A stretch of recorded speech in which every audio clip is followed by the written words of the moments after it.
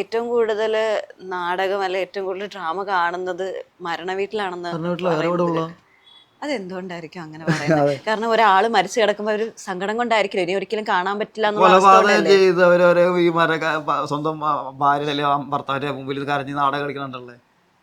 മരണ വീട്ടിൽ പോയാ തുടർച്ചയായിട്ട് കരയണ ഒരു വ്യക്തിയെ കാണിച്ചു തരാമോ? അത് വിഷമം കൊണ്ട് അവരുടെ ചിന്ത അവിടെ നിന്ന് മാറാതെ മറ്റൊരു ഇതിലേക്ക് പോവാതെ ഒരു വ്യക്തിയെ കാണിച്ചു തരാമോ? സൈലന്റ് ആയിട്ടിരിക്കണം, അവനെ വിശ്വസിക്കാം.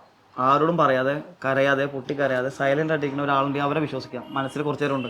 ഈ സൈലന്റ് ആയിട്ടിരിക്കുന്ന ആൾ എത്ര നേരം ആയാലും ഒരു ദിവസം 2 ദിവസം ആണ് ഏറ്റവും കൂടുതൽ മാക്സിമം വിഷമം അവനുള്ളത്. അവരവരുടെ ജീവിതം തിരഞ്ഞെടുത്തേ പറ്റൂ അല്ലേ. പിന്നെ ചില പത്രത്തിൽ കണ്ടിട്ടുണ്ട് ഭർത്താവ് മരിച്ച സഹിക്കാത്ത ഭാര്യ ആത്മഹത്യ ചെയ്തത്. ഇതിൻ്റെ പൂർണ്ണത അന്വേഷിച്ച് ആരും പോയിട്ടില്ല. അതിൻ്റെ പൂർണ്ണമായ കാര്യങ്ങൾ ഇവിടെ ഒരു സംഭവം ഉണ്ടായിരുന്നു ഈ അടുത്ത കാലത്ത്. ഈ എറണാകുളം റൂറലിൽ പറഞ്ഞിട്ടുണ്ടായിരുന്നു. ഇതുപോലെ തന്നെ ആയിരുന്നു ഭർത്താവ് മരിച്ചിട്ട് ഭാര്യ ആത്മഹത്യ ചെയ്തത്. ഭർത്താവ് മരിച്ചിട്ട് ഭാര്യ ആത്മഹത്യ ചെയ്തതല്ല, ഭർത്താവ് മരിച്ചു കഴിഞ്ഞിട്ട് ഭാര്യ 3 മാസം കഴിഞ്ഞപ്പോൾ ഗർഭിണിയായി. അപ്പോഴാണ് ഭാര്യ ആത്മഹത്യ ചെയ്തത്. പത്രത്തിൽ നോക്കുമ്പോൾ ഭർത്താവ് മരിച്ച് ഭാര്യ ആത്മഹത്യ ചെയ്യുന്നതാണ്. അതാണ് യഥാർത്ഥ കഥ. ഇതിൻ്റെ ഒരു ഉണ്ട്, ഇത് നമ്മുടെ അറിവിലുള്ളത്, യഥാർത്ഥത്തിൽ അറിവുള്ളത്. അറിവില്ലാത്തങ്ങനെ ഒരുപാടുണ്ട്. പിന്നെ ഇടി, നോലോളി, കരച്ചിൽ, പിഴിച്ചിലൊക്കെ ശ്രദ്ധിച്ചാൽ നിങ്ങൾക്ക് മനസ്സിലാവും ഒരു എന്തോരത്തോളം ഒരു മരണ വീട്ടിൽ നാടകങ്ങൾ കളിക്കുന്നുണ്ട്.